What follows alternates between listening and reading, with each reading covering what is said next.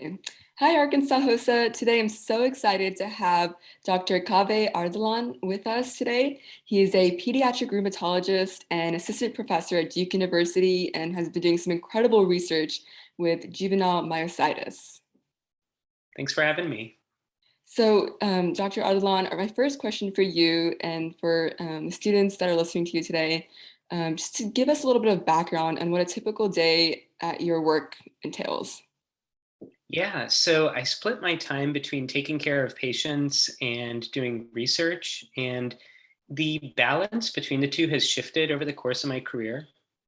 When I first started out, about 70% of my time was of patients in our clinics or the patients who are admitted to the hospital, and the remaining 30% of my time was spent on research. But as my research has picked up over time, the amount of time that I spend is kind of inverted. So now I'm about 75% spending my time doing research, and 25% of my time is spent taking care of patients directly.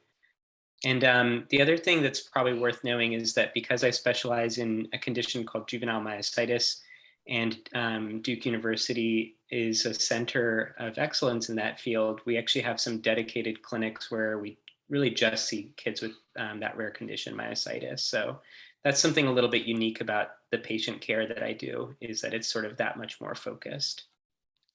It's incredible. So is it like a set time of day that you go and see patients, or like how does that kind of work out?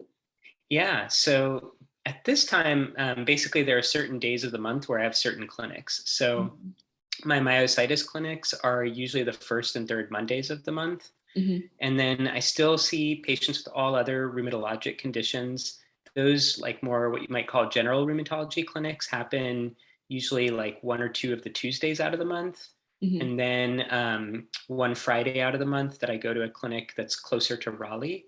And Mhm. then I also, once a month at Duke, we have a special clinic for kids with another condition called lupus that actually has some Mhm. similarities to myositis, and I'm one of the doctors who staffs that clinic as well. So I guess that's like about 4 to 6 clinics a month. And then one week out of every 6 to 8 weeks, I also will take what we call call. So when you're on call, that means you take care of patients that are actually in the hospital. Mhm. Who are kind of the sickest patients that we take care of. And as far as your research side goes, how would you kind of describe your research, especially currently, what you're doing? Yeah, it's definitely evolved over time. So my current work is focused on looking at the relationship between psychological stress and cardiovascular health in kids with lupus and Oh. dermatomyositis. Dermatomyositis being the most common form of juvenile myositis. And this idea for this kind of work came from conversations with patients and their families. A lot of our patients who have autoimmune diseases tell us that they feel like stress somehow triggers or worsens their condition, but there's not actually a lot of studies really looking at that in a formal way.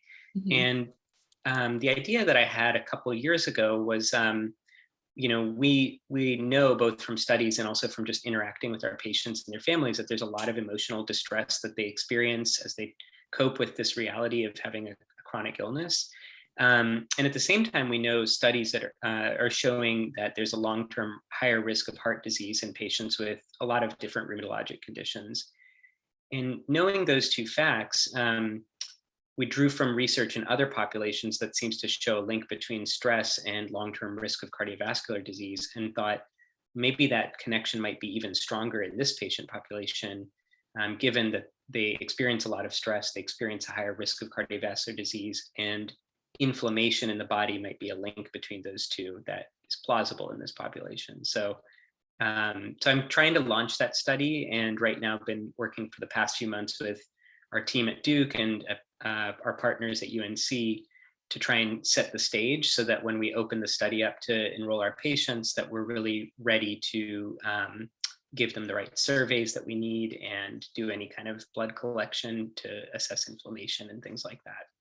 Yeah, that's incredibly fascinating. And I love that you get to interact with your patients and be able to actually, develop and implement things that directly help them. It's such a cool field. So I guess the next thing is kind of centered around that. It's just kind of what are your favorite aspects of this particular field, and what kind of drew you to pursue more research side of medicine?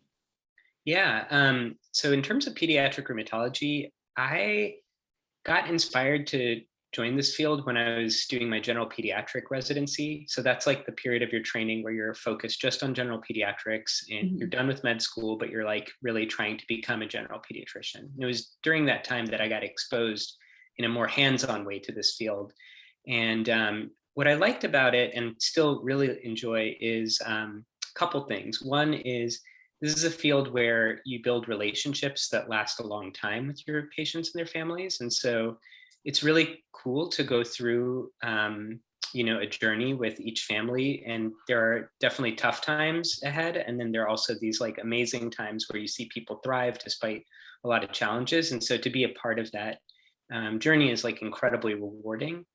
Um, and then the other thing that's really cool about being a rheumatologist is we're specialists, but we're specialists who, because we take care of kids with autoimmune diseases, and autoimmune diseases can affect all parts of the body, the range of different things that our patients present with, is huge. And so I feel like we get the best of both worlds. We're specialists with really unique skill set, but at the same time, like we have to really think about our patients as whole patients. We can't just focus on one organ. So there's a lot of variety and complexity. As far as the research side, I actually, didn't originally think I would end up in research at all, but the way it happened was kind of by chance. When I was doing my fellowship in pediatric rheumatology, during that time, you do a year where you learn how to practice rheumatology. So it's your clinical year. And then you're supposed to do a second and third year that are really primarily research years. And it was during that time that I got to do some research really for the first time in a serious way and had a great mentor. Her name's Dr. Torok in Pittsburgh. And she was the one who really helped me learn how to do high quality research and was a real role model and inspiration for me. And during my time in Pittsburgh in my fellowship, in addition to actually doing my fellowship research project, I also got a master's in clinical research. So there's actually a degree program that helped me develop the skills and the knowledge base to become a researcher. And when I put all that together, it made me realize like this is actually something I really would want to do. My original research focused on quality of life outcomes in kids with a condition called morphia.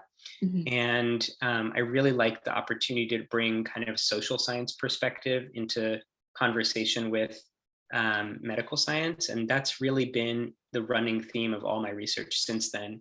Hence, like the work I'm doing in the present day, where I'm bringing concepts from psychology into conversation with concepts from, biomedical research. So, yeah. Super fascinating. Again, I'm very interested in this area as well. So, for students who are also likewise interested, do you have any guidance or tips on kind of what pathway to go through, what types of education that you particularly went through, and then any tips that you have for students that are currently in high school and applying to colleges and figuring out what their pathway should be? Yeah, I think like what I would really just say is there's not one pathway into medicine, and there's definitely not one pathway into research. So I want to actually start with that because I think a lot of times when I was in the same position, like back when I was in high school and college, like I was definitely worried about, am I doing things the right way to get into med school? And I kind of marched a little bit to my own drum, honestly, and decided to do an interdisciplinary major when I was in college. That was kind of looking at actually the intersection of social science and biology. And those types of interests were already happening when I was in high school too. Like I was certainly interested in like math and science and went to actually a math and science focused high school. But on the side, I was also like playing music. I was interested in literature and art. And pursuing all of those things simultaneously, I think actually was really enriching because it helps by the time you reach med school and your formal medical training to have this broad base of interests. It helps you to understand not only the technical sides of medicine, but also the humanistic sides that allow you to like really understand or relate to families and deal with cross-cultural issues that come up and things like that. So I would basically say like obviously do a really great job in school, focus, work hard, but and do all your prerequisites, but at the same time really follow your genuine interests, whether they're directly related to medicine or not, because what I think medical schools and residency programs want is not people who fit a very particular mold. Rather, they want people who are really passionate about what they do, and they can demonstrate that when they put their effort into it, no matter what it is that they're doing, it's, they're doing it at a really excellent level, and that they're genuine, like that their curiosity is genuine. It's coming from the heart. Like I think that's who all of us would want as a doctor. So Yeah. you should, always feel free to be that person as you're coming up through your training so that you become that kind of doctor. Okay. Yeah, this is wonderful advice.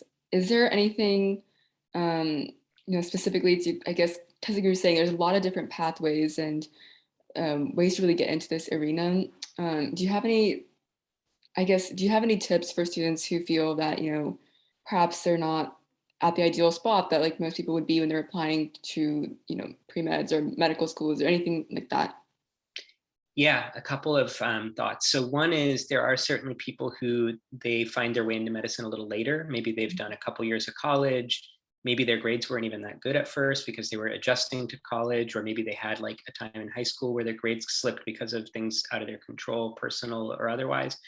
So there are like these programs, I think they're called post-baccalaureate or post-bac programs that Mhm. focus on the prerequisite courses, kind of the pre-med courses you need to apply into med school.